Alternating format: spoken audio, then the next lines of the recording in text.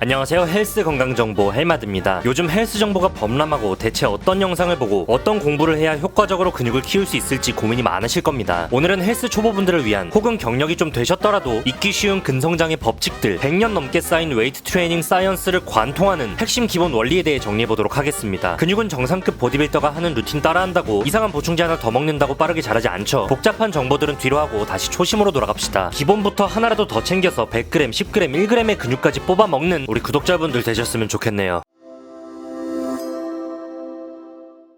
들어가기 전에 좋은 정보 하나 공유드립니다. 이번에 랭킹닷컴에서 10주년 기념 행사를 진행하고 있습니다. 10주년 행사답게 상당히 파격적인 내용으로 이벤트가 진행되고 있는데요. 제품 구매 시 매일 최대 10+10 이벤트를 하고 심지어 월요일과 수요일 10시에는 10+10+10 즉 10개를 사면 20개를 더 주는 행사를 하고 있습니다. 부차적으로 경품 이벤트 그리고 10배 적립 행사도 하고 있는데 꽤 파격적이니 참여해보시면 좋을 것 같습니다. 랭킹닷컴에 회원가입이 아직 되어있지 않은 구독자님들께서는 더보기란 링크로 회원가입하시거나 추천인 아이디에 HMAD를 입력하시면 무료 배송 쿠폰과 할인 쿠폰팩까지 넣어드리고 있으니 이번 기회에 가입하시는 걸 추천드립니다.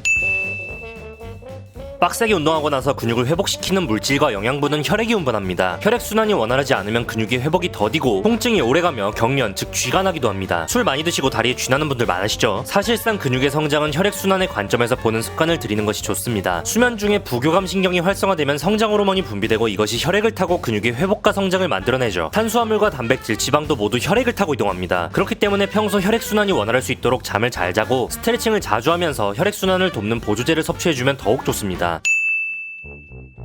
최소 수면 시간 확보도 중요하지만 일찍 자는 습관이 근성장에는 더욱 중요합니다. 효과적인 근성장을 위해서는 늦어도 자정 이전에는 잠드는 것이 좋습니다. 수면은 총 두 종류로 나뉘는데요. 뇌 활동이 활발한 렘 수면 단계와 근육이 이완되고 회복에 접어드는 비렘 수면 단계가 있습니다. 우리 몸은 비렘 수면 단계 동안 근성장을 유도하는 여러가지 호르몬이 분비되죠. 따라서 우리는 비렘 수면을 극대화할 수 있도록 노력해야 하는데 특히 밤 11시 전후에 비렘 수면 상태에 있는 경우 이런 호르몬 분비가 더욱 극대화됩니다. 운동하는 성인 남성의 경우 11시 전후에 잠들고 7시에서 8시에 기상하는 것이 가장 좋습니다.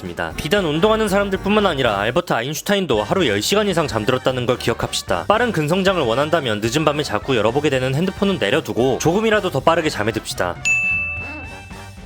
당연히 고중량은 웨이트 트레이닝의 기본 원칙이고 근비대를 위한 필수 요소가 맞습니다. 그런데 제대로 된 자세가 나오지 않거나 몸에 부담이 가는데도 고중량만을 강조하는 유튜버들이 꽤 있는 걸로 알고 있는데요. 웨이트 트레이닝 운동 종목들이 체계화된 지는 100년이 넘었습니다. 각 운동에 맞는 정확한 자세가 있고 이 자세는 그렇게 되어 있는 이유가 있습니다. 정해진 자세를 배우는 이유는 부상을 막기 위해서도 있지만 주동근에 정확한 자극을 주고 장기적으로 효과적인 운동을 수행하기 위해서입니다. 따라서 제대로 된 자세가 나오지 않는다고 판단되거나 운동을 할 때 몸에 불필요한 느낌이 있다면 당장 운동을 중단하거나 중량을 내리고 자세부터 교정해야 합니다. 자세가 무너진다면 그 무게는 내 무게가 아닌 겁니다. 완벽한 자세로 수행할 수 있는 최대 무게가 내 무게인 겁니다. 개인적으로 3대400, 3대500 같은 무게 욕심은 그만 냈으면 하고 원RM 측정 열풍도 조금은 자제되어야 하지 않을까 싶습니다. 한번 잘못된 자세로 운동하기 시작하면 고치는데 몇 배는 더 힘들어집니다. 앞에서 무게보다 자세를 챙기라고 했으면서 왜 중량이 곧 근육이냐고요. 이게 균형 잡기가 정말 중요한 게 자세를 신경 쓰고 자극만 신경 쓰다 보면 무게에 소홀해질 수 있기 때문입니다. 올바른 자세로 주동근의 자극을 느끼면서 해당 운동을 수행할 수 있게 되었다면 그 다음으로 해야 할 일은 충분한 횟수를 확보하는 거고요. 충분한 횟수가 확보되었다면 무게를 올리는 거죠. 즉 정확한 자세로 15랩스 이상 반복할 수 있게 되었을 때 랩스를 줄이고 무게를 높여나가는 방식으로 진행해야 합니다. 물론 아까 말씀드렸듯이 자세가 무너진다면 그 무게는 내 것이 아닌 것이기 때문에 다시 무게를 낮추고 반복 횟수를 올리셔야 하고요. 식단은 맛있게 먹어야 오래 할 수 있습니다. 의지의 사나이라면 닭가슴살이 고구마, 양배추만 먹고 살겠지만 이러면 그 대신 우울증이 오게 되겠죠. 그래서 저 같은 경우 개인적으로는 먹기 좋게 1차 가공된 닭가슴살 제품들을 많이 먹고 있습니다. 좀 쑥스럽긴 한데 헬마드 냉장고 구경 한번 가보시죠. 자, 헬마드 냉장고 한번 보여드리겠습니다. 우선 맨 아래층에는 브로콜리, 연잎밥, 그리고 치즈, 만두 같은 게 있고요. 2층에도 브로콜리, 소스 닭가슴살, 저염 스팀 닭가슴살 이런 것들이 아주 가득 차 있습니다. 그리고 1층은 열리지도 않아요. 여기 스테이크 닭가슴살, 그리고 소스 닭가슴살 아주 든든해요. 냉장실 같은 경우도 충분히 많은 식재료를 보관하고 있는데 소주가 있네요. 닭가슴살 볶음밥, 여러가지 소스들, 그리고 우유, 계란. 네, 죄송합니다. 정리 좀 하도록 하겠습니다. 그리고 닭가슴살 주먹밥. 여기도 닭가슴살 제품으로 꽉 차있죠. 혼자 사는 30대 남자의 냉장고였습니다.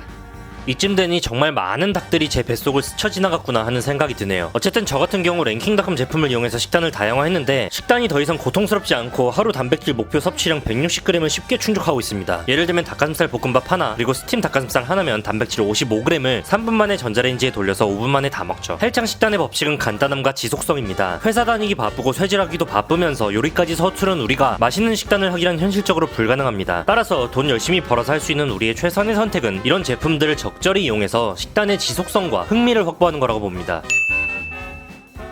운동 열심히 해봤자 식단 안 하면 원하는 몸 못 만듭니다. 벌크업 하고 싶다면서 단백질만 열심히 챙겨 먹으면 몸 안 큽니다. 탄수화물과 지방은 멋진 근육질 몸을 만들기 위해 피해야 할 것이 아니라 좋은 걸로 교체해 먹어야 할 것들입니다. 가장 중요한 건 탄단지 균형을 깨지 않는 것이고 그 다음으로 목적에 맞게 칼로리를 미세하게 조정하는 겁니다. 세계적인 보디빌더들은 비시즌기 벌크업을 하더라도 유지대사량을 크게 넘지 않고 시즌기에도 크게 줄이지 않습니다. 그만큼 칼로리는 디테일하게 관리하는 게 필요하다는 얘기죠. 오늘 영상 내용 유익하셨다면 구독, 좋아요, 알림 설정 부탁드리고요. 해마도 구독자 여러분 오늘도 뜨끈하는 하루 되시기 바랍니다.